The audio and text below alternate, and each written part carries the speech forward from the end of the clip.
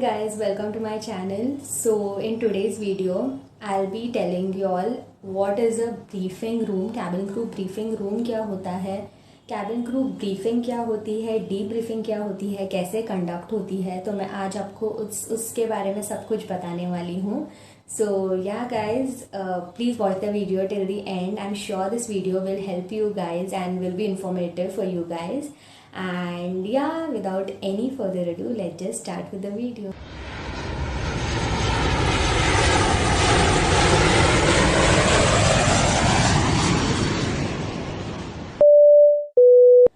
So guys, हमारा जो briefing room होता है that is basically a cubicle. एक क्यूबिकल रहता है, जैसे कि हमें एक एक बेस अलॉट किया रहता है। जैसे कि मुझे जयपुर बेस अलॉट किया था, तो एयरपोर्ट पे हमारी एक बेस ऑफिस रहती है जहाँ पे हम सारे check in, sign in, medical test, breath analyser test जो भी हमारे होते हैं ना, वो सारे बेस ऑफिस में होते हैं। मीटिंग्स, ब्रीफिंग्स जो भी होती है वो बेस ऑफिस में ही होती है।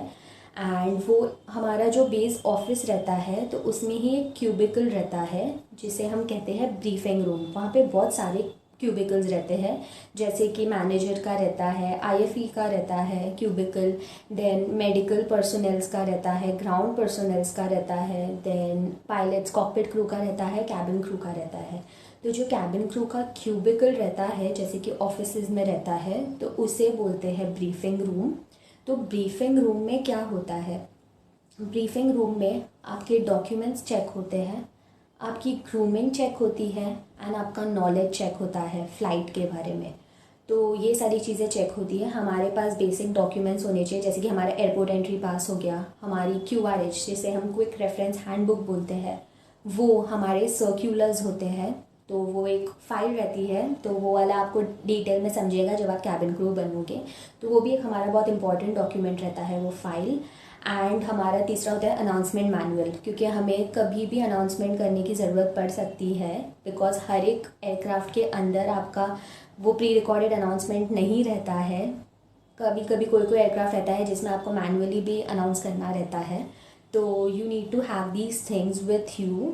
ऑल्सो आपकी ग्रूमिंग चेक होती है कि आपका हेयर अच्छे से नीट है या नहीं, आपके नेल अच्छे से पॉलिश्ड है, आपका स्कार्फ सही है, आपका यूनिफॉर्म आयरन है या नहीं। अगर उनको कुछ भी अगर गलत लगता है, they tell you to correct it, और else they won't allow you to fly. अगर कुछ ऐसा बहुत मेजर इशू है, वो लोग आपको अलाउ नहीं करते फ्लाई करने के लिए। Also they will give you a warning letter that is not good for your records.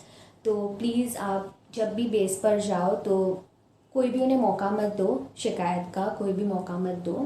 And या आपकी ग्रूमिंग चेक होती है, आपका डॉक्यूमेंट्स चेक होता है, एंड मोस्ट इम्पॉर्टेंटली आपकी नॉलेज चेक होती है।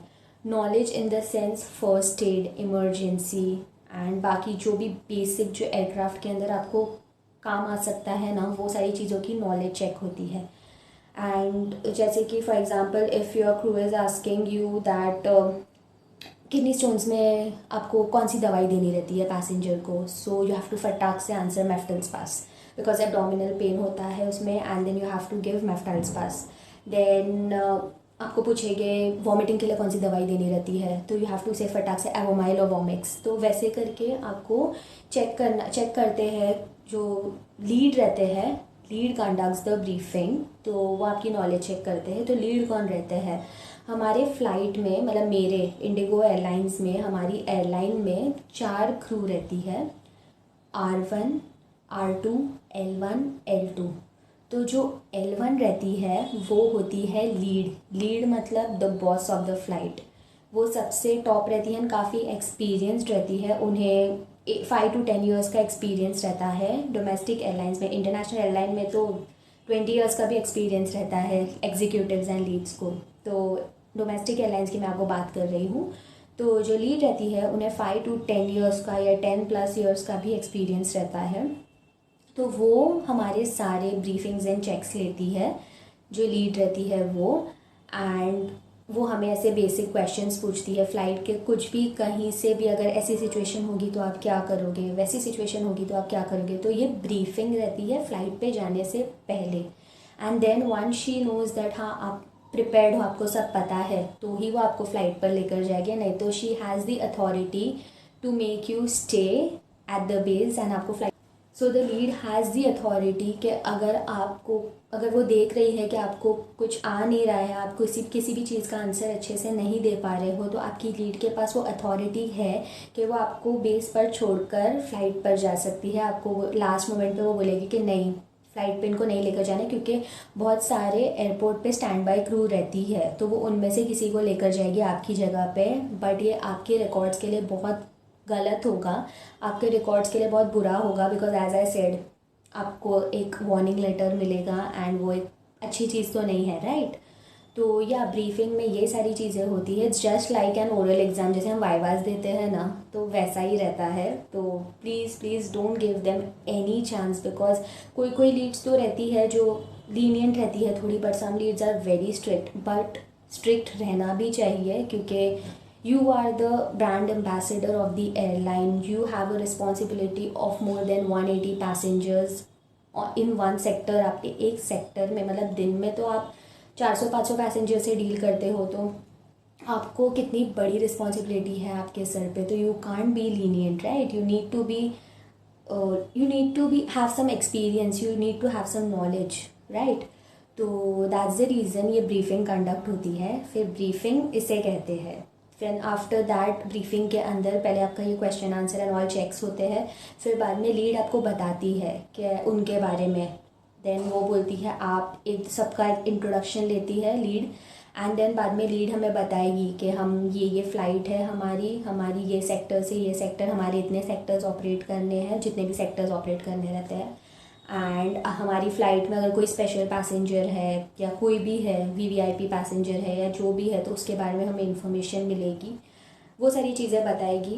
एंड या दैट्स द ओनली ब्रीफिंग। उसके बाद होती है cabin crew and cockpit crew की ब्रीफिंग। तो वहाँ पे जो कॉकपिट क्रू रहता है उनके क्यूबिकल में, तो हम कैबिन क्रू, जब हमारी ब्रीफिंग हो जाती है तब हम कॉकपिट क्रू के पास जाते हैं।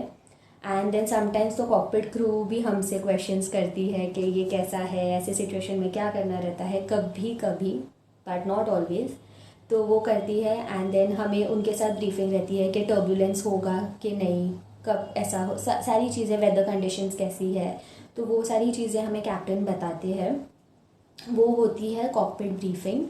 एंड देन हम फ्लाइट पे जाते हैं, हम सारे हमारे फ़्लाइट ऑपरेट करते हैं। एंड देन जब हम लैंड होके बेस ऑफिस पे वापस आते हैं, जब हम साइन आउट कर देते हैं, उसके बाद हमारी होती है डी ब्रीफिंग। तो डी ब्रीफिंग में क्या होता है, लीड हमें करेक्ट करती है अगर हमने कोई भी गलतियाँ की है फ़्लाइट में, तो लीड हमें बोलती है कि आपने ऐसा ऐसा किया है, मेक श्योर आप आगे जाके ऐसा ना करो। कोई कोई बोलते बहुत पोलाइटली है एंड कोई कोई बहुत स्ट्रिक्टली बोलते हैं। तो या be ready for that, because you have to hear from passenger. And अगर आप कोई गलती कर रहे हो, एंड अगर गलती कर रहे हो तो आपको लीड भी बोलेंगे ही, तो आपके भले के लिए ही बोलते हैं। तो please don't take that to heart. And आप बस खुद को बोलो, बस ऐसे बोलो that I make sure that I improve myself in my next flight. तो या the lead will tell you कि आपने क्या मिस्टेक की है, आपको कैसे उसे करेक्ट करना चाहिए, आपने क्या गलत किया है, आपको कैसे उसे करना चाहिए। लिसन टू देम, बिकॉज उनको आपसे ज़्यादा एक्सपीरियंस है and they know better, right. तो या she'll tell you that, and then she'll ask you if you had any problem, if you faced any problem in the flight, so you have to be vocal about it, you have to tell your lead about it. अगर आपको आपके कोई fellow crew member ने परेशान किया है, अगर कुछ भी ऐसा इशू है, तो आपको लीड को बोलना ही है कि जो भी आपका इशू है। तो बस ये होती है डी ब्रीफिंग। डी ब्रीफिंग में ज़्यादा नहीं रहता है, बस ऐसी ही डिस्कशन होती है बेसिक फ़्लाइट की, कैसी थी, क्या हुआ फ़्लाइट में, करेक्शंस एंड एवरीथिंग जो भी रहता है वो होता है। एंड या दैट्स इट, यही होती है कैबिन क्रू की briefing and D briefing. So yeah guys, I hope you like this video.